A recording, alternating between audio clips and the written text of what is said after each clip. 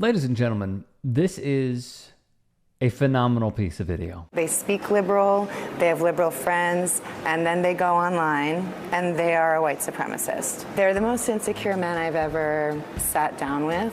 It was really difficult to have some of these dates because they were so insecure, because they don't really know who they are and they don't know how to figure that out. She said the men she dated got all their news and information from the so-called manosphere. They did not listen to anything else. They're only listening to independent media, and they're only listening to men talking to men. They love the UFC guys. They love the MMA guys because those guys do what they can. They're modern gladiators.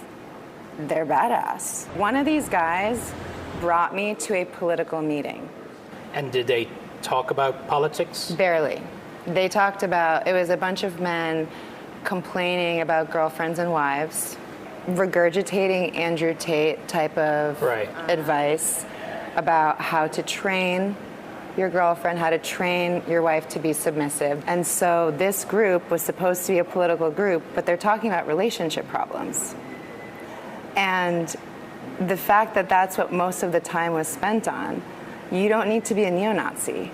You need therapy. The thing about these guys is their biggest support system is online, but that also is very isolating, and isolation is what breeds hatred. Groups like Patriot Front offer community, but community based on racism and hate. People have to really think about, do you have the capacity to talk to people that you don't agree with? Because that one nice conversation you might have might change someone's day enough to not have to seek out help in an online support group, which is actually a bunch of white supremacists using political beliefs as an excuse for how they feel. That's Vera Papasova, an independent journalist who decided to go undercover and tell all about dating men in the manosphere. We have discussed this before, and if you missed it, there is a massive amount of right-wing radicalization that has been occurring, especially in younger male spaces. Everything is completely dominated by right-wing politics. If you're a dude under the age of 30 and you have any hobbies whatsoever, whether it's playing video games, whether it's working out, whether it's, I don't know, listening to like a history podcast or whatever, every single facet of that is just completely dominated by center right to, I wouldn't say far right in the same way that it was back in like the 2016 era at the end of like Obama's administration, but like definitely center right to Trumpian right, like openly Trump right, not like genuinely neo-Nazi. That part is quieted down a little bit, but like they're like 90% of the way there for the most part. And that's it. Everything that they see is right-wing sentiment being expressed by individuals that they find charismatic, thought leaders, influencers that they subscribe to. And I think that that is some of the reason why you see this movement. A member of the manosphere akin to a Jordan Peterson, Joe Rogan, Bradley Martin, Andrew Schultz, Nelk Boys, etc. is former UFC fighter Jake Shields. Now, I am going to give you some names that he has hosted, okay? Former Grand Wizard of the Triple K, David Duke.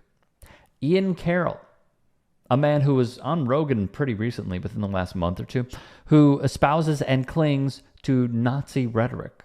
Bryce Mitchell, a UFC fighter who has praised Hitler.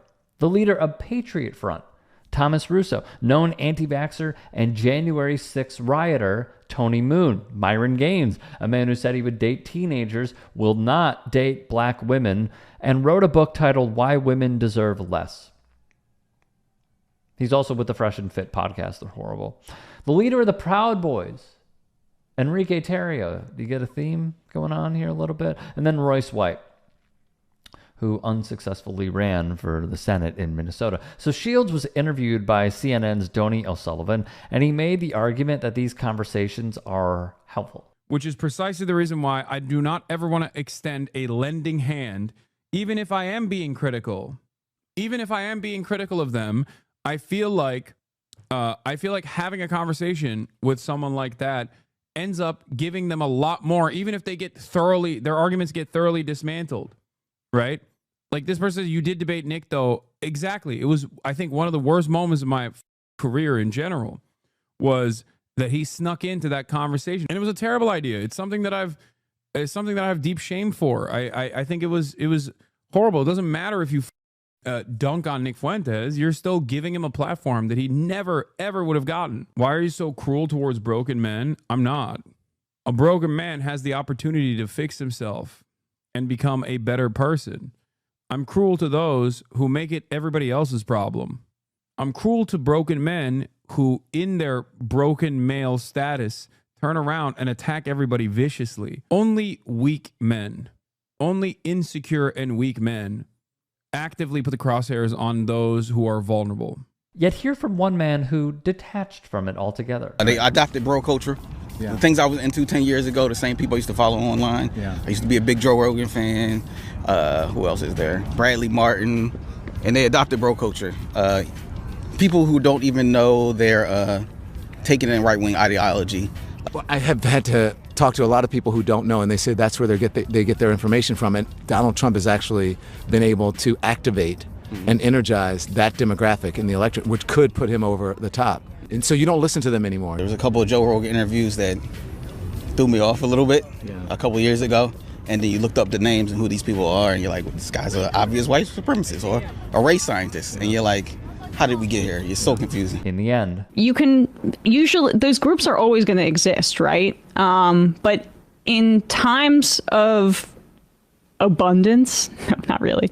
In times of better economic and baseline economic conditions, and when baseline needs are met, when there's more upward mobility, when there's hope about the future, you're less likely to have these reactionary groups gain in prominence because there is a sense of purpose that is found outside of insular and often hateful communities.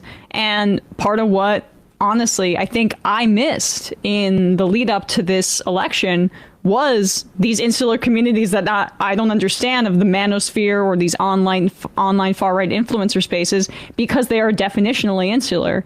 And it creates antisocial behavior, but it also gives people at least some sort of temporary release to the alienation that people are feeling, exacerbated during COVID, but really exacerbated as income and wealth inequality continues to worsen. And we've had multiple recessions, we've had multiple economic crises. And what is the result of that? What was the result of the Great Recession in 2008? More transfer of wealth to the top. If you can and are willing, please become a paid member here at TYT Sports. And or go to tyt.com/join. In addition, you can follow me on Twitter, Instagram, and TikTok. Appreciate it. Have a great day.